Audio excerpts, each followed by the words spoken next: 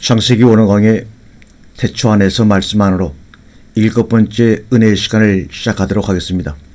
오늘은 창세기 4장 3절 땅의 소산으로 세월이 지난 후에 가인은 땅의 소산으로 제물을 삼아 여호와께 드렸고, 우리가 창세기 4장 3절을 설명하기 어려운 이유 중 하나는 히브리어 단어의 정의로 인함인데, 땅이라는 단어를 어떻게 정의하고 이해하느냐에 따라서 해석이 달라지는 까닭입니다.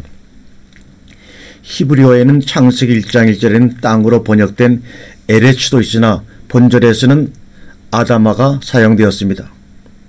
이 아다마, 이 말은 아담을 소망함, 곧 둘째 아담인 그리스도를 소망함으로 저는 이해하고 있습니다. 이 아다마가 다른 곳에 어떻게 사용됐는가, 그 사용 용례를 한번 우리가 살펴보겠습니다. 창세기 2장 7절에 여호와께서 아다마에서 나온 티끌로 그 아담 전체를 빚기 시작하시다.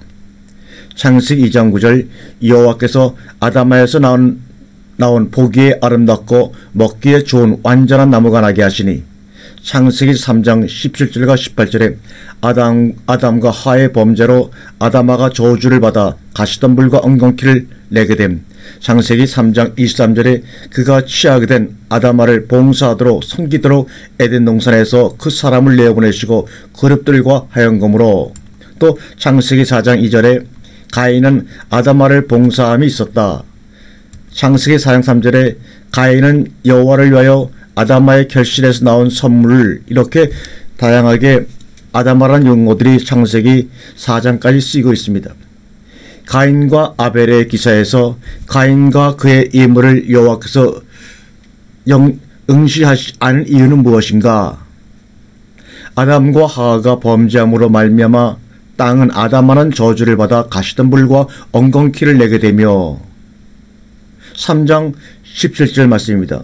가인은 저주받은 땅에 아담아 저주받은 땅의 결실인 가시덤불과 엉겅퀴를 드렸기 때문이며, 아벨은 그의 첫 양의 첫 것으로부터 그리고 첫 것들의 기름을 드렸으므로 아벨과 그의 예물을 응시하십니다.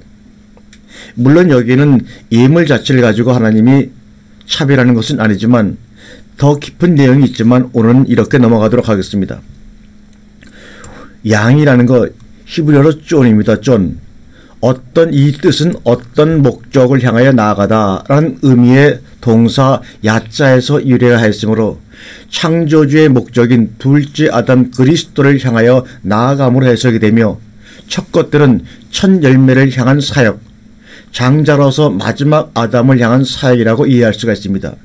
기름, 헬레브, 이것은 기름진 최상의 것이란 뜻으로 실전인 첫 열매, 둘째 아담, 마지막 아담 그리스도를 향하여 나가는 최상의 사역을 드러낸 아벨의 제사를 여기서 우리가 글자의 단어를 통해서 우리가 이해할 수가 있습니다.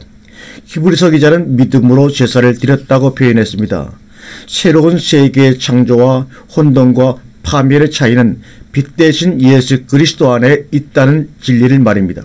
그러므로 당신이 그리스도 안에 있다면 당신은 혼돈을 벗어나서 빛 가운데 있는 것이며 새로운 피조물인 것입니다.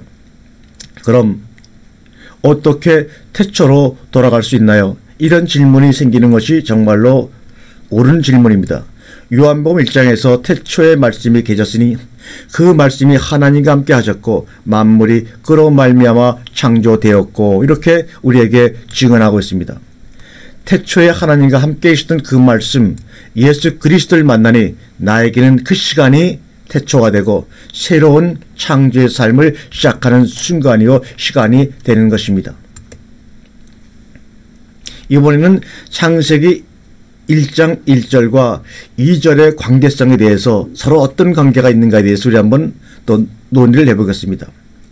1장 1절의 땅과 2절의 땅은 에레츠로 같으냐 다르냐에 대한 논란이 많으나 문자상으로는 단어상으로는 같은데 1장 1절의 땅은 하나님이 창조하신 대상으로서의 땅으로 선언적 의미와 완성적 의미를 같이 내포하고 있는 내용이라고 볼 수 있습니다. 고로 1장 1절은 메레시토로 시작하는 하나님의 창조의 대상을 말하고 있고, 1장 2절은 땅의 상태를 말하는, 우리가 전에도 얘기했지만 구원의 시작이라고 볼 수가 있습니다. 성경이 구원의 책이라고 하면 하나님이 하늘과 더불어 땅도 창조하셨다라고 하는 선언적 시작과 함께 혼돈하고 공허한 땅의 구원을 시작하신다는 구원적 시작으로 나누어 보아야 할 것입니다. 이는 하나님의 구원은 시작에서부터 진행하고 있고 그 진행은 불완전해서 완전으로 나아간다라고 하는 소망과 확신이 되기도 하는 것입니다.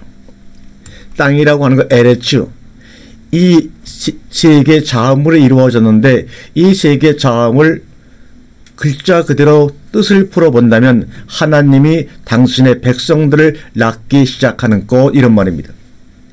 이미 창세기 1장 1절에서 하나님이 사람을 건질 때 낳는다는 낚시의 개념을 도입하셨습니다.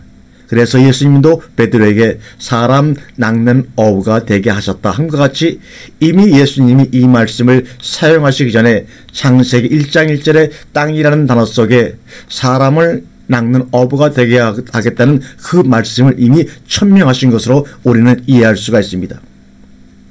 하나님 아버지의 마음으로 하나님이 그 복음을, 이게 바로 뭡니까? 진리입니다. 아만, 이것은 우리가 말하는 대로 아만, 이거는 아멘이란 뜻과 아멘이란 뜻이 여기서 바로 나온 단어입니다. 아만으로 낚아 올리는 꽃이 땅이라는 뜻이에요. 그런데 그 땅이 혼돈과 공허하였습니다. 이 아만은 창세기 15장 6절에 아브라함이 여호와를 믿으니 할 때 그 믿으니가 바로 아만입니다. 혼돈, 토후, 혼돈이라는 것은 황폐하고 황량한 사막, 질서가 없는 겁니다. 또 물이 없는 겁니다. 공허, 보후, 틀도 없고 내용도 없는 비어있 질서도 없고 그 안에 채워지지 않은 그런 상태를 혼돈과 공허라고 우리가 얘기합니다.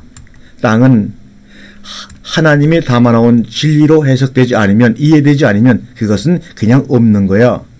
그것은 그냥 혼돈과 공허야, 이 말입니다. 흑암이 깊음 위에 있고, 깊음이란 말을 흑암으로 부르라, 이 말입니다. 흑암이 깊음 위에 있고 깊음이란 말을 흑암으로 부르라. 우리가 그 말을 원문으로 보면 정확히 이해합니다. 태음 페네 알웨 호쇼크, 호셰크, 흑암이라는 말은 깊음이라는 것의 이름이다, 이 말입니다. 창세기 2장의 흑암의 깊음과 하나님의 신이 수면에 노아의 홍수 사건으로 통하여 깊음은 홍수로 연결되어져 심판으로 이어지고 수면은 그 물로 인하여 구원을 받았다로 연결되어집니다. 자, 보겠습니다. 창세기 1장 2절의 세 단어 중요하죠. 혼돈, 토후, 황무지, 형태 없음, 이렇게 폴리스틴스, 컨푸전, 공허, 텅빈, 엠프티니스를 의미합니다. 처음 3일간에 대한 기록은 형태를 부여받는 하늘과 땅을 묘사 기술하고 있고, 마지막 창조의 3일간에 대한 기록은 그 하늘과 땅의 공허한 상태를 꽉 채우는 것으로 창조가 이어집니다. 기품, 태음이라는 단어입니다.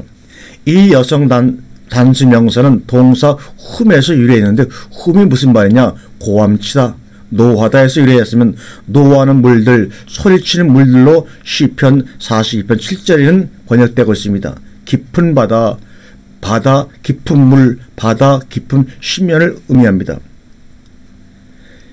이 바다라고 하는 히브리어는 얌, 또 물은 거기다가 앞에 매미 하나 붙어서 마임, 또 공허라는 말은 뭡니까? 텅 빈 황무지를 얘기합니다. 무엇인가 채워지지 아니하고 비어있는 상태를 공허하다, 마음이 공허하구나, 이런 얘기를 합니다. 땅이 혼돈하고 공허하다는 말은 텅 비어있는 황무지 상태를 말합니다. 질서도 없고 그 안에 채워짐이 없는 상태를 우리가 황무지라 이렇게 얘기하고 있습니다. 혼돈이나 공허는 원어로 보면 그 뜻이 공허, 텅 빈, 황무지라는 같은 뜻으로 사용되는 단어들로 땅이 텅 비어있는 상태를 강조한 어법입니다. 그러므로 다시 말하면 무엇인가로 그 땅이 채워져야 할 상태를 지금 우리 인간들의 그런 단어로 하나님이 지금 묘사하시고 계신 것입니다. 2절의 땅의 모습은 하나님의 구원의 의지를 표현하시는 말씀입니다. 내가 무엇인가로 텅 비어있는 이 땅을 채울 것이다, 이런 말입니다. 그럼 하나님의 구원이란 무엇인가? 사람의 욕구를 채워주는 것이 아니라 하나님의 축복을 담아주는 것입니다. 그런데 거기다가 하나님의 축복을 담으려고 하기보다는 사람의 욕구를 채우려고 하다 보니까 땅이 점점 더욱더 혼돈하고 공허하고 부패한 상태로 변해가고 있는 것을 우리는 지금 보고 있습니다. 그러므로 혼돈하고 공허한 땅이 저주가 아니라 빈 그릇에 무엇인가를 가득 담아 주겠다는 시작으로 보여야 합니다. 거기에는 흑암이 될 수도 있고 하나님의 신이 운행할 수도 있는 것입니다. 그래서 성경은 하나님과 또한 이 세상 신을 말하고 있으며 고로 에덴 동산에는 생명과 나무가 있는가 하면 선악의 지식의 나무도 있는 것입니다. 1절 2절의 땅은 구원을 받음에 있어서 어떤 전제 조건이 필요치 않음을 보여주는 것이며 고로 구원이란 많은 평등의 혜택이 주어지는 은총이라 할 수 있습니다. 혼돈과 공허, 땅이 혼돈하고 공허하며 흑암이 깊이 묻어 있고 하나님의 영은 수면 위에 운행하시느니라. 우리는 위의 본문을 묵상할 때마다 혼돈과 공허는 우리의 삶의 절대 악인이 소거해야 될 대상이라는 선입견에 붙잡혀 위 귀절을 묵상하지 않나 스스로에게 한번 이 시간에 질문을 해보시길 바랍니다. 만약 혼돈과 공허가 소거해야 될, 제거해야 될 대상이라는 고정관념에서 자유로워질 수 있다면 우리는 위의 본문을 통하여 전체적으로 말씀하시고자 하는 하나님의 깊은 뜻을 발견할 수 있을 것이라고 확신합니다. 결론적으로 말하면 혼돈과 공허는 소거해야 할 대상이 아닙니다. 그럼 혼돈과 공허란 무엇인가? 사전적 정의로 따지면 형태가 없는 텅 비고 혼돈스러운 상태를 의미합니다. 혼돈, 토후, 형태 없음 이런 뜻입니다. 토후는 어원이 없기 때문에 그 의미를 구약 성경의 문맥에 의지할 수밖에 없습니다. 공허, 보후.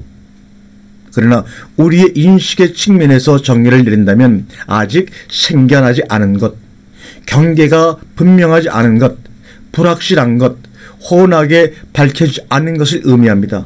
그것은 죽음이나 부정적인 것이 아니라 그 자체가 생명의 원형이라는 것입니다. 이미지로 이 생각을 표현한다면 태초에 빛이 있었던 것이 아니라 태초에 어둠이 있었으며 혼돈과 공허가 있었으며 어둠이 생명의 근원이다. 이렇게도 우리가 묵상해 볼 수가 있습니다. 영국 무대에서 진짜 중요한 것은 암전된 어둠의 시간이라는 것을, 즉 무대의 변화가 준비되고 세계의 천지개벽이 예비되는 시간은 바로 뭡니까? 암전된 바로 그 시간인 것을 우리는 이미 알고 있지 않습니까? 어둠과 혼돈은, 공허는 아무것도 아닌 게 아니라 생명을 예비하고 생명을 품고 있으며 생명의 대재전환을 예비하는 그 자체로 온전한 시간이자 하나의 세계입니다. 여기서 우리가 다시 한번 묵상해 보아야 될 단어가 있습니다. 성경의 첫 번째 단어인 태초라는 베레시트입니다. 인간의 언어로는 존재하지만 상상할 수도 묘사조차도 불가능한 태초의 시간이란 어떤 것일까? 그것은 우리가 인식하고 있는 과거, 현재, 미래, 즉 공간 속의 시간을 의미하는 것이 아니고 늘 말씀을 드렸지만 존재다 이 말입니다. 존재다 이 말입니다. 존재. 그럼 그 존재는 누구인가? 그 존재는 우리가 전전 시간에도 얘기했지만 그리스도이시다. 즉 태초는 그리스도 안에서의 시간이다 이런 말입니다. 베레시트는 그리스도에 대한 전부다. 베레시트는 영혼이다. 베레시트는 영생이다. 베레시트는 신성한 머리말이다. 베레시트는 오래된 미래다. 베레시트는 죽은 자들 가운데서 부활하셔 함께 하시는 그리스도의 속성을 나타내고 있는 단어입니다. 요한계시록 1장 8절에 주 하나님이 이르시되 나는 알파와 오메가라 이제도 있고 전에도 있었고 장차 올 자요 전능한 자라 하시더라. 요한계시록 1장 17절에 두려워하지 말라 나는 처음과 마지막이다. 요한계시록 1장 18절에 나는 살아있는 자이다. 내가 전에 죽었으나 이제는 영원히 살아있으며 죽음과 지옥의 열쇠를 가졌노라. 요한계시록 2장 6절 21장 6절에 또 내게 말씀하시되 이루었도다. 나는 알파와 오메가요 처음과 마지막이다. 내가 생명수 샘물을 목마른 자에게 값없이 주리니. 요한계시록 22장 32절에 나는 알파와 오메가요 처음과 마지막이요 시작과 마침이라. 창세기 1장의 복이 우리에게 소리로 말씀으로 들려지는 것이 바로 뭡니까? 복음입니다. 역대하 30장 27절에 보니 그때 제사장들과 레위 사람들이 일어나서 백성을 위하여 축복하였으니 그 소리가 들으신 바가 되고 그 기도가 여호와의 거룩한 처소 하늘에 상달하였더라. 여호와 하나님이 하늘이라고 했습니다. 여호와의 거룩한 처소가 바로 하늘입니다. 그래서 돌로 만든 성전을 향해 기도하면 그 소리가 건물 안에 계시지 않고 하늘에 계셔서 그 소리를 들으셨다고 했습니다. 그래서 어디서 기도할지라도 다 하나님은 들으시고 여리고 연약할 때는 어디 가서 기도해야만 하나님이 들으시는 줄 알고 있었습니다. 우리가 지금 그리스도 안에 있으면 바로 어디에 있는 겁니까? 하늘 안에, 하늘에 앉아 있는 것입니다. 그래서 주기도문에서는 하늘들 안에 계신 우리 아버지요. 근데 우리 개혁성에는 하늘에 계신 우리 아버지요. 단수로 표현했지만 거기는 분명히 하늘이 복수로 되어 있습니다. 엔 우라노이스, 하늘들 안에 계신 우리 아버지요. 이렇게 말하고 있습니다. 우리가 이 에베소서 2장 4절과 6절을 읽어보게 되면 긍휼에 풍성하신 하나님이 우리를 사랑하신 그 큰 사랑을 인하여 허물러 죽은 우리를 그리스도와 함께 살리셨고 너희가 은혜로 구원을 얻은 것이라. 또 함께 일으키사 그리스도 예수 안에서 함께 하늘 안에 앉히시니. 이렇게 분명히 그리스도 예수 안에 함께 하늘에 앉히시니 이렇게 얘기하고 있습니다. 엔 토이스 에프라니오스 엔 그리스도 예수, 그리스도 예수 안에서 함께 하늘 안에 앉히시니 이렇게 말합니다. 그리스도께서도 하늘이라고 말하고 우리도 그리스도 안에서 아버지 하나님에게 가 있다고 얘기하고 있습니다. 그래서 주기도문은 하늘들이라고 얘기하고 있는 것입니다. 고린도후서 12장 우리가 1절부터 4절의 말씀을 한번 같이 읽어보면 무익하나마 내가 부득불 자랑하노니 주의 환상과 계시를 말하리라. 내가 그리스도 안에 있는 한 사람을 아노니 14년 전에 그가 셋째 하늘에 이끌려 간 자라. 그가 몸 안에 있었는지 몸 밖에 있었는지는 나도 모르거니와 하나님은 아시느니라. 내가 이런 사람을 아노니 그가 몸 안에 있었는지 몸 밖에 있었는지 나는 모르거니와 하나님은 아시느니라. 그가 낙원으로 이끌려가서 말할 수 없는 말을 들었으니 사람이 가히 이르지 못할 말이로다. 바울이 자기가 몸 밖에 있었는지 몸 안에 있었는지 모르는데 자기가 하늘을 보고 왔다고 했는데 하늘이 무엇인지 모르는 사람들은 바울이 환상과 계시를 통해 본 것을 볼 수 있겠습니까? 바울은 무엇을 보게 된 것입니까? 아버지 하나님과 그리스도와 바울 자신을 자기 자신이 그리스도 안에 있는 것을 보았다는 것입니다. 오늘날 우리가 기도하면 내 안에 계신 그 하나님의 역사가 직접적으로 우리에게 옵니다. 그래서 어떤 사람은 기도하다가 놀래가지고 넘어질 뻔한 사람도 있습니다. 왜? 자기 속에서 소리가 막 나는데 정신을 못 차리겠다는 사람이 있습니다. 왜? 소리가 나겠습니까? 밖에서 소리가 나서 귀로 들어가는 게 아니고 속에서 나는 소리가 거꾸로 밖에 있는 고막을 울리는 판국입니다. 그것은 왜 그럽니까? 우리 안에 계신 하나님 아버지가 소리를 지르시니까 그런 것입니다. 그래서 속에서 소리가 나기도 하고 밖에서 소리가 들어가기도 합니다. 우리가 강같은 평화할 때 밖에서 오기도 합니다. 그래서 히브리인들이 샬롬, 평화하는 것은 외적인 표현입니다. 그래서 샬롬, 평화, 에이레네 하는 것은 내가 누구와 함께 있다는 것입니까? 여자가 누구와 함께 있을 때 가장 평화롭습니까? 사랑하는 사람과 함께 있을 때 평화를 느낍니다. 우리는 주님과 함께 있으면 그게 바로 평화입니다. 성령은 우리가 외적인 평화를 말하고 있을 때 성경은 하나님의 존재를 평화라고 하고 있습니다. 그래서 요한복음 14장 27절에 평화를 너희에게 끼치노니 곧 나의 평화를 너희에게 주노라. 내가 너희에게 주는 것은 세상이 주는 것 같지 아니하니라. 너희는 마음에 근심도 말고 두려워하지도 말라. 이렇게 말씀하셨습니다. 이 말은 무슨 말입니까? 내가 내 자신을 우리에게 주시겠다는 것입니다. 주님이 우리 속에 들어오지 않고서는 우리가 온전한 평화를 누릴 수 없기 때문에 자신을 그리스도를 우리 안에 주시겠다. 다시 말하면 너희를 내 안에 품겠다는 하나님의 사랑의 고백이 아니고 무엇이겠습니까?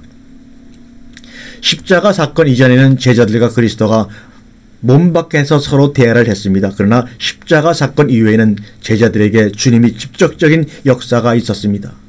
우리에게도 그리스도께서 함께 있는 것을 깨달으면 밖에서는 전쟁이 나고 난리가 나도 내 속에는 평화가 있는 것입니다. 그때부터 나오는 평화, 그것은 진정한 기쁨입니다. 그래서 시편 기자는 91편 9절에 내가 말하기를 여호와는 나의 피난처시라 하고 지존자로 거처를 삼았으므로 이렇게 얘기합니다. 지존자가 여호와 하나님이신데 피난처입니다. 마온. 그 여호와 하나님이 하늘 같은 분이고 그래서 거기가 나의 처소라는 것입니다. 고린도서 5장 10절에 그런즉 누구든지 그리스도 안에 있으면 새로운 피조물이라 이전 것은 지나갔으니 보라 새 것이 되었도다. 우리가 새로운 피조물이 되었다는 것은 어디에 있는 것입니까? 하늘 안에 있는 것입니다. 그런데도 문제가 생기면 여호와 하나님은 온데간데 없고 주 안에 있는 것도 다 잊어버리고 벌거벗은 자신만 보게 되며 돌돌돌돌 두려워 떱니다. 그때가 언제입니까? 시험받고 있는 때입니다. 그래서 우리가 어느 존재로 그분을 알고 어떻게 그분을 감당하는지 알아보려면 문제거리를 조금은 압니다. 그래서 신앙생활을 하는 사람들은 문제가 올 때 더욱더 감사하라고 주님께서 말씀하고 있습니다. 왜 그럴까요?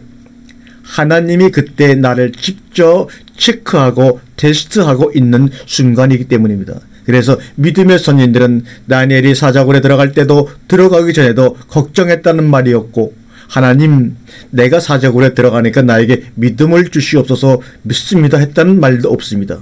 그저 평안 그 자체입니다. 오늘날 기도를 어떻게 합니까? 그냥 믿습니다 하고 있습니다. 말로만 그리스도 안에서 새로운 피조물이지 피난처가 온데간데 없습니다. 왜? 성경에서 막히기 때문입니다. 말씀의 깨달음이 깊지 못하기 때문입니다. 나는 기료에서 진리로 발전을 해야 되는데 진리로 못 가고 길에서 머뭇하고 있는 겁니다. 그런 것들에 막혀가지고 요한복음은 우리가 잘 아는 대로 엔아르케 태초에서 시작을 합니다. 마가복음의 아르케가 요한복음에서는 엔아르케로 바뀐 것입니다. 복음의 아르케가 엔아르케 홀로고스로 바뀐 것입니다. 무슨 말입니까 도대체? 요한복음에서 엔아르케가 나올 때는 그 안에서 뭔가가 태동하기 시작한다는 얘기입니다. 베레시티 그러면 그 안에서 뭔가가 생기기 시작을 한다는 것입니다.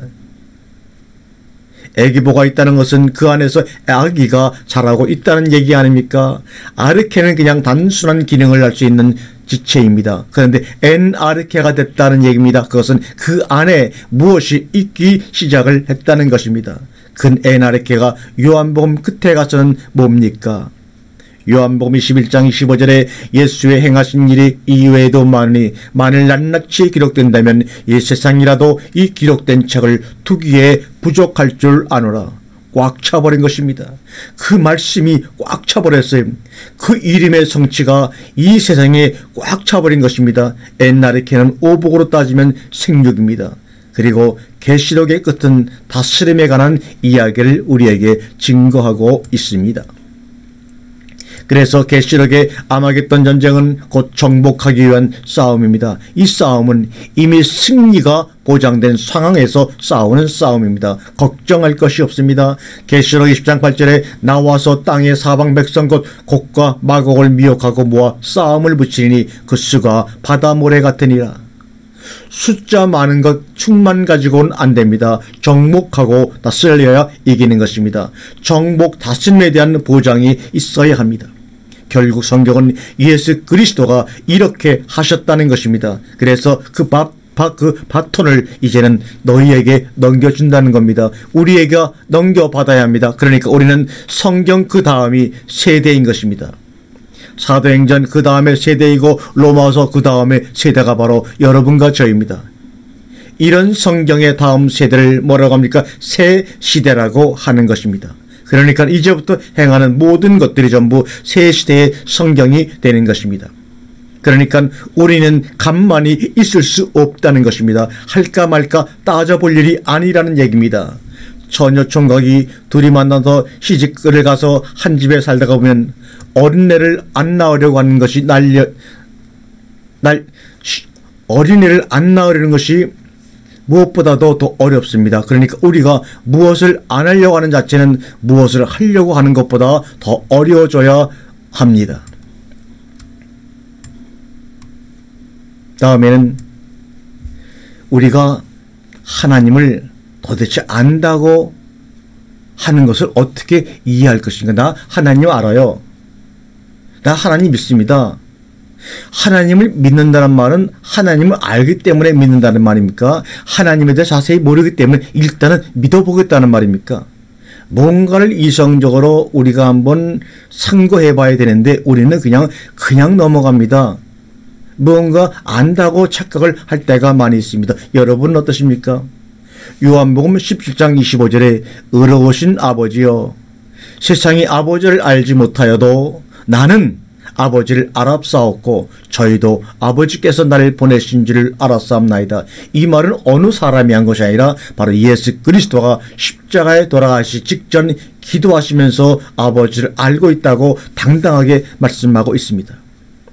여기서 아버지를 안다, 이 말은 기노스카라고 하는 문제를 어떻게 이해할 것이냐. 우리가 어떤 사람에 대해서 관심을 갖게 되면 그 사람에 대해서 알고 싶어 합니다. 그 사람의 성격과 여러 가지를 알고 싶어 합니다. 신앙은 당연히 하나님께 대한 관심이기에 하나님을 알고 싶어 하는 것입니다. 하나님을 아는 방법이 성경을 통해서만이 알 수 있기에 우리가 성경을 상고하고 이렇게 같이 말씀을 나누고 깨달음을 나누는 것입니다. 아버지가 어떤 분인가? 사실 아버지를 알아야 한다는 것이 곧 우리가 말하는 구원입니다. 에덴 동산에서도 보면 구원의 탈락된 자들은 뭡니까? 아버지를 몰랐기 때문에 그런 일을 저지른 것이 아닙니까? 그럼에도 불구하고 우리는 아버지를 알려고 하나님 말씀을 배우고 깨달음을 가지려고 우리가 모든 것을 투자해보지를 않습니다. 아담이 명령을 거역했다? 이래서 타락했을까요? 아닙니다. 아버지를 몰랐다는 것이 바로 명령을 거역하게 된 본질입니다. 이것이 더 큰 문제입니다. 여러분, 에덴 동산에서 동산각종 나무의 실과는 먹되 선악을 알게 하는 나무의 실과는 먹지 말라, 그렇게 말씀하시는 아버지를 알아야 했습니다. 그런데 오늘날 사람들도 거의 그 명령을 따르지 않았기에 먹지 말라는 것을 먹었기에 그렇다고 하지만 아버지는 그것이 아닙니다. 그것을 먹으면 안 되는데 그 이유는 왜 그렇습니까? 우리를 조정하고 통솔하기 위해서 그런 것이 아니라 생명과가 있기 때문입니다. 단순히 생명가냐 선악가냐 선택의 문제가 아닌데 우리는 선택의 문제라고 알고 있고 수천 년 동안 이 문제를 가지고 하나님을 원망하면서 고민 속에 빠져들어 있는 것이 우리들의 현재의 모습입니다. 생명나무의 생명과 그것에서 출발하는 생명의 길, 그리고 아버지의 나라 등 우리가 알아가고 있는 모든 것이 생명과에서 시작한다는 것입니다. 그런데 에덴 동산 사람들은 그런 아버지를 몰랐다고 하는 것입니다. 알려고도 하지 않았습니다. 그래서 제가 창세기 원어 강의를 시작하면서 이렇게 썼지 않습니까? 아담이 창세기 원어 강의를 만나서 이 얘기를 들었다면 어떠했을까? 이렇게 궁금해서 그렇게 모두의 이 말을 썼습니다. 오히려 엉뚱한 뱀의 말에 대해서 관심을 가지고 따랐습니다. 아버지를 알지 못했다는 것은 멸망입니다. 에덴 동산에서 하나님 아버지를 알았더라면, 노아 시대 사람들이 방주 짓는 노아를 알았더라면 저 양반이 왜 방주를 짓고 있나 하는 외적인 의심만 가질 것이 아니라 방주를 짓는 노아를 알았어야 한다는 얘기입니다. 왜 방주를 짓나? 물론 비에 대비해서 방주가 필요한 것은 알지만 왜 짓는지를 알아야 합니다. 그리고 더 나아가서 노아로 하여금 방주를 짓게 한 하나님을 알았어야 합니다. 시대마다 하나님을 알 필요성이 있습니다. 하나님을 알고 하나님 말에 순응하면 편합니다. 바벨탑 사건도 홍수의 물로 멸하지 않는다고 했는데 그들은 바벨탑을 쌓습니다. 이제는 우리가 저 꼭대기를 높게 해서 우리의 이름을 내고 그리고 살아남자로 나타납니다. 어떤 홍수에서도 살아남자 가는데 이게 바로 아버지를 모르는 말이라는 것입니다. 스스로 언약을 제시하여 물로 심판하지 않겠다고 하나님을 말씀하셨는데 그것을 모르게 쓸데없이 대적하는 행위로 바벨탑을 쌓은 것입니다. 우리는 성경을 과거적 사건으로 뒤돌아보면서 생각을 합니다. 아브라함 사건만도 느닷없이 창세기 12장에서 떠나라고 하는 것을 보게 됩니다. 그 하나님을 알지 못하고 말씀이 오니 떠나게 된 것입니다. 떠나긴 했는데 그 삶이 절룩거리는 걸 보면 하나님을 알지 못한 것이 분명합니다. 차츰 알아가기는 합니다. 소돔성을 위한 의인의 강구도 그렇게 구원이 되겠는가? 하나님을 알아야 되겠는데 그리고 조카 롯을 알아야 합니다. 그런데 하나님도 롯도 우리는 모릅니다. 단순히 불구덩이에서 건져냈다고 해서 구원이 되는가 말입니다. 그런다고 그가 하나님을 믿겠는가? 구원은 기적을 체험하고 하나님을 믿는다고 해도 하나님을 아는 것하고는 전혀 별개입니다. 하나님을 오해하게 한 것뿐입니다. 한 부분만 하나님에 대해서 인식함으로 그때부터 문제가 생기는 것입니다. 사울왕이 아말렉 군대를 모두 죽이라, 남녀노소 할 것 없이 죽이라는 하나님의 마음을 알았더라면 그 말을 들었을 것인데 하나님을 모르니 자기 생각대로 하게 되는 것입니다. 그래서 하나님을 열심히 알자 합니다. 먼저 해야 할 것은 하나님을 알되 내 식대로 하나님을 알지 말고 어떤 누가 소개해 준 대로도 알지도 말라 이 말입니다. 그동안에 나에게 소개해 주었다면 세상이 소개해 주었을 것입니다. 그런데 세상은 아버지를 자기 편리한 쪽으로 하나님을 알고 말합니다. 그러니 그들이 말하는 하나님은 대단히 위험합니다. 하나님을 셋으로 쪼개고 다시 하나로 합치고 그들이 만난 하나님이란 신상인 신의 관념이 어떻게 박혀 있느냐는 겁니다. 우리 모두 다 신의 개념을 가지고 있습니다. 하나님은 이런 분이다라고 하는데 옛날에 그 신상이 그대로 있으면서 고집하고 되어지기를 원합니다. 우리 속에 들어가 보면 우리 자신에게 그대로 신상이 신의 개념이 노출되고 있는 것을 압니다. 그런데 주의 신상은 어떠한가? 주님의 신상은 내 안에 계신 아버지입니다. 내 안에서 그의 일을 하시는 아버지이십니다. 어떤 일이냐? 말씀을 내시는 아버지이십니다. 말씀으로 사람을 살리는 아버지이십니다. 우리처럼 거창한 신상이 아닙니다. 평범한 신상입니다. 그런데 엄청난 일을 하시는 아버지이십니다. 주님의 신상은 현실적이고 지금 현재 이 시간 당장입니다. 가까이 있는 것이 아니라 하나가 되었습니다. 우리의 신상은 분리되어 떨어져 있고 나와 차등이 있고 내가 많이 해야 들을 줄 말지 않은 공간적이고 숫자적 개념으로 멀리 떨어뜨린 상태입니다. 그분이 나의 기도를 들어주실까? 라는 물리적 세계의 신상을 가지고 있다는 말입니다.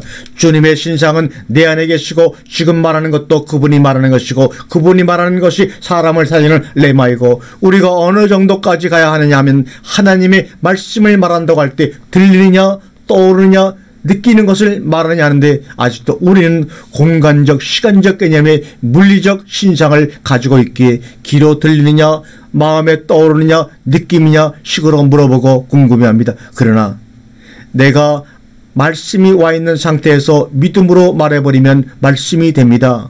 어쩔 때는 자문자답이 됩니다. 그러나 그렇습니까? 그분의 말인지 내 생각인지는 모르지만 누구의 생각인지 모릅니다. 하지만 내 이성으로 생각할 수 없는 내용들입니다. 그렇구나. 내가 그렇게 되어야 되겠구나. 믿음으로 하는 말, 이것이 말씀이 된다는 것입니다. 묵상이라는 단어는 입으로, 마음으로, 혀로 할 수도 있는 것입니다. 다음 시간에 계속해서 만나 은혜를 나누겠습니다.